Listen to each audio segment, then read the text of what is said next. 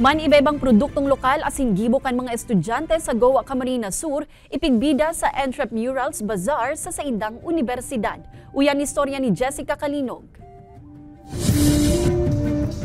From business plan to business implementation ng unyan, ang ganap kan mga fourth-year Bachelor of Science in Entrepreneurship sa Partido State University.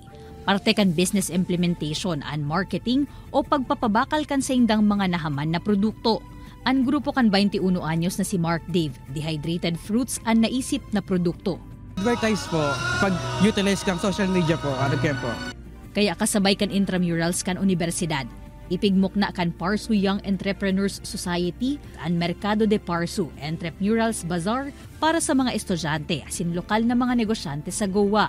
Gusto mi po na mahiling po kag iba na active din po ang samuyang program po in case pag-abot po sa innovation kang sarong product. Saro pa sa objective, no, ma-expose sinda duman sa mga ibang negosyante na pwede sinda maghapot-hapot and tinarawan ko kay sinda ni mga project na kung pwede makipag-ulay no, sa mga successful entrepreneurs dili po sa partido area. Saro sa mga nagpartisipar sa bazaar asin nahahapotan man kan mga estudyante kan mga eksperyensya sa pagnenegosyo. Iwan 54 anyos na si Nanay Arlene.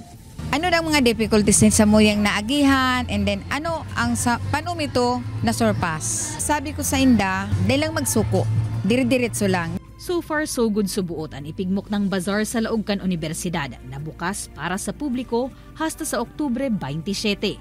Kaibanan si Gerald Gandia, Jessica Kalinog, Balitang Bicolandia.